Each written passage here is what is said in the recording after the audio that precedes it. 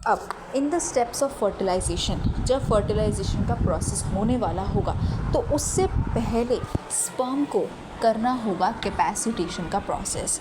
अगर कोई sperm capacitation का, ये एक फिजियोलॉजिकल प्रोसेस होता है, और अगर कोई sperm does not undergo the capacitation then वो फर्टिलाइज नहीं कर सकता है ओवम को। इट इज़ इनकेपेबल और अनएबल टू फर्टिलाइज। तो ऐसा क्यों है?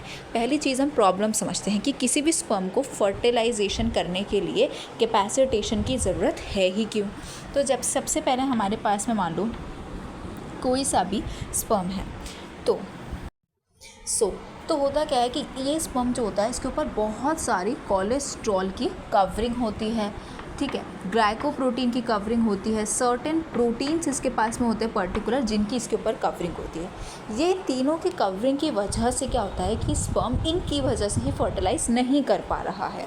अब ये कवरिंग है ही क्यों भाई? स्पर्म का काम ही होता है कि उसको ओवम को फर्टिलाइज करना है, तो ये कवरिंग नेचर ने क्यों दी है? क्योंकि ये कवरिंग जो होती है ये pre mature activation of sperm को रोकती है, वरना प्री मैच्योर एक्टिवेशन हो जाएगा। दूसरी चीज़, ये स्पर्म को स्टेबलाइज करने का काम करती है, तो अभी वो स्टेबलाइज प्रेजेंट है। लेकिन जैसे ही ये फीमेल रिप्रोडक्टिव ट्रैक्ट के अंदर एंटर करता है तो secretions from the female reproductive tract अपने आप ये कैपेसिटेशन का प्रोसेस करवा देती हैं।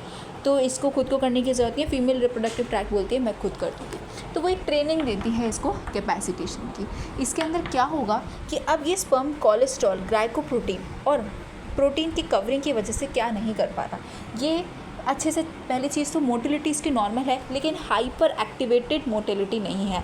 जब क्यूमुलस ओफेरस की सेल्स को ये पेनिट्रेट करेगा तो इसको बहुत सारा स्पीड की ज़रूरत होती है, तो वो हाइपर एक्टिविटी इसको कैपेसिटेशन प्रोसेस के थ्रू मिलेगा। विप लाइक टेल मोशन ये बहुत फास्ट करेगा। दूसरी चीज़, अब ज़ोना पेल्यूसिडा के रिसेप्टर्स के साथ बाइंड करना बहुत इंपॉर्टेंट है। जब तक वो उसके साथ बाइंड नहीं करता है स्पर्म, फर्टिलाइजेशन का प्रोसेस हो ही नहीं सकता है। और जैसे ही स्पर्म ज़ोना पेल्यूसिडा, पहली चीज़ तो ज़ोना पेल्यूसिडा को आइडेंटिफाई कर पाता है, स्पीशीज़ इंटरेक्शन इसकी वजह से हो पा रहा है, और जैसे ही ज़ोना पेल्यूसिडा से बाइंड कर जाता है ये इसको रिलीज़ करना पड़ता है सर्टेन एंजाइम जो एक्रोजोम रिएक्शन करवाते हैं। अब ये जो एक्रोजोम एंजाइम्स होते हैं ये भी रिलीज़ नहीं हो पाते क्योंकि इसकी मेम्ब्रेन होती है कोलेस्ट्रॉल, ग्लाइकोप्रोटीन और फॉस्फोलिपिड की वजह से काफ़ी टफन हो जाती है, टाइटन हो जाती है, तो इसको लूजन करना पड़ता है। जब आप ये तीनों को या तो रीअरेंज करते हो, कोलेस्ट्रॉल को तो रिमूव करना ही होता है, बाकी ग्लाइकोप्रोटीन और कुछ प्रोटीन को हम रिमूव भी करते हैं, रीअरेंज भी करते हैं, तो मेम्ब्रेन अपने आप लूजन हो जाती है। एंड अब जैसे ही स्पर्म ज़ोना पेल्यूसिडा से बाइंड करेगा तो ये जो एक्रोजोम होते हैं ये अपने आप रिलीज़ हो जाते हैं। So you can see in the definition also कि this is a physiological change that sperm undergo inside female reproductive tract which is mainly uterus and fallopian tube after ejaculation।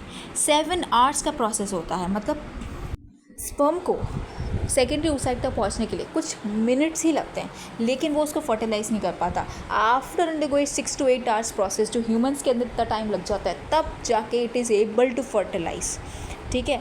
तो फाइनल मैच्योरेशन स्टेप ये होता है and secretions from female reproductive tract जो कि glycoprotein, cholesterol, कुछ proteins को remove करेगी। तो कैपेसिटेशन से पहले रिजिड मेम्ब्रेन है, बाइंडिंग साइट हिडन है, नॉर्मल स्विम कर रहा है, एक्रोजोम लॉक्ड है, ज़ोना पेल्यूसिडा से बाइंड नहीं कर सकता, लेकिन आफ्टर कैपेसिटेशन ये वो सारे हर्डल को क्रॉस कर सकता है। ये एक्टिवेट हो चुका है, ये फर्टिलाइज भी कर सकता है। अब मेम्ब्रेन लूजन हो चुकी है, एक्रोसोम रिलीज भी हो सकते हैं, हाइपर एक्टिवेटेड मोटिलिटी भी आ जाती है, ज़ोना पेल्यूसिडा से बाइंड भी कर सकता है, उसको आइडेंटिफाई भी कर सकता है। स्पीशीज़ क्योंकि ज़ोना पेल्यूसिडा से जब ये बाइंड करेगा तभी तो ये फर्टिलाइजेशन कर पाएगा, और ये ज़ोना पेल्यूसिडा से कभी बाइंड कर पाएगा जब कैपेसिटेशन के बाद चेंजेस आएंगे प्लाज्मा मेम्ब्रेन के अंदर, जो हिडन है वो विजिबल हो जाएगा। इसीलिए ये स्पीशीज़ इंट्रैक्शन में भी हेल्प कर रहे हैं। नाउ क्या की चेंजेस हो रहे हैं? सबसे पहली चीज़, इनहिबिटरी फैक्टर्स को आपको रिमूव करना ही पड़ेगा। जो कोलेस्ट्रॉल है, ग्लाइकोप्रोटीन है, इन सबको हटाना ही पड़ेगा। कोलेस्ट्रॉल कैसे हटता है? स्पर्म की प्लाज्मा मेम्ब्रेन के ऊपर ही कोलेस्ट्रॉल प्रेजेंट होता है, तो इसका ई फ्लक्स कराया जाता है। बहुत सारे फैक्टर्स होते हैं जो इसका ई फ्लक्स करवाते हैं, bicarbonate ion, calcium ion, most importantly female reproductive में एक प्रोटीन होता है सीरम प्रोटीन जो इसको रिमूव करवाता है। आयन का इन्फ्लक्स होता है, सिग्नलिंग होती है, hyper activation of zona, hyper activation होता है मोटिलिटी के लिए, हाइपर एक्टिवेशन के लिए कैल्शियम भी चाहिए होता है, ये आपके बाइकार्बोनेट आयंस भी चाहिए होते हैं क्योंकि ये सिग्नलिंग के थ्रू हो रहा होता है। प्रिपरेशन ऑफ एक्रोजोम रिएक्शन, अभी एक्रोजोम कैपेसिटेशन के बाद रिलीज़ नहीं होते हैं, सिर्फ प्रिपेयर होते हैं कि हाँ भाई ये रिलीज़ हो सकते हैं। ठीक है, देखो रिस्पॉन्सिव सिग्नल ये रिसीव कर पाता है कि भाई एग किधर की तरफ है, स्पेशली ZP3 ग्लाइकोप्रोटीन का, है ना। प्रोटीन फॉस्फोराइलेशन ये करवा पाता है।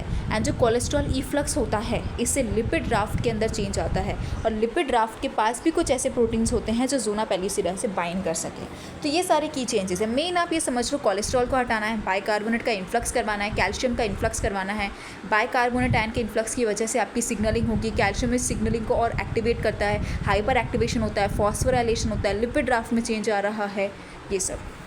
Now you can see the diagram में सब समझ में आ रहा है कि देखो, सबसे पहले एक सीरम एल्ब्यूमिन प्रोटीन है जिसने इफ्लक्स करवाया कोलेस्ट्रॉल का, बाइकार्बोनेट आयन का इन्फ्लक्स हुआ। अच्छा, बाइकार्बोनेट आयन का इन्फ्लक्स करवाने के लिए भी कोलेस्ट्रॉल कहीं ना कहीं पॉजिटिव सिग्नल सेंड करता है। जब कोलेस्ट्रॉल का इफ्लक्स होता है ना, तो ये पॉजिटिव सिग्नल सेंड करता है। तो बाइकार्बोनेट आया। अब यहाँ पे एडिनाइल साइक्लेज नहीं होता, सॉल्यूबल एडिनाइल साइक्लेज होता है, क्योंकि जो एडिनाइल साइक्लेज होता है वो AMP को CMP में कन्वर्ट करता है, लेकिन स्पर्म का जब कैपेसिटेशन होता है तब ATP को CAMP में, साइक्लिक AMP में कन्वर्ट करते हैं। तो ये ध्यान रखना है, इसमें SACY होता है। फिर देखो, इसने प्रोटीन काइनेज A को एक्टिव किया, फॉस्फोराइलेशन हुआ, स्पर्म प्रोटीन का कैपेसिटेशन हो गया। ये जो प्रोटीन काइनेज A है ये एक्टिवेट करता है, हाइपर एक्टिवेशन भी कर पाता है मोटिलिटी के लिए, ठीक है। जो कैल्शियम अंदर आया था वो SACY को तो एक्टिवेट करता है, ये साथ ही साथ डायनिन एक्टिविटी भी इंक्रीज़ करता है, मेम्ब्रेन को भी लूजन अप करने का काम कर रहा है। भाई फॉस्फोराइलेशन ऑफ स्पर्म प्रोटीन से मेम्ब्रेन लूजन अप ही तो हो रही है। तो कैपेसिटेशन में मेनली क्या हो रहा है कि जो स्पर्म आया उसके हमने मेम्ब्रेन को ठीक कर देना है, पहली चीज़, और दूसरी चीज़ क्या कर देना है, हाइपर एक्टिवेशन ऑफ मोटिलिटी करना है। That's it. अब मेम्ब्रेन कैसे ठीक होएगी, आप कोलेस्ट्रॉल को हटाइए, उससे अपने आप कार्बोनेट अंदर जाएगा। कैल्शियम कैसे अंदर आता है, जब पोटेशियम आयन का इफ्लक्स होता है तो मेम्ब्रेन पोटेंशियल नेगेटिव हो जाता है स्पर्म की मेम्ब्रेन का, तो इसको कॉम्पनसेट करने के लिए कैल्शियम अपने आप अंदर आता है। तो ये बहुत ईजी प्रोसेस है।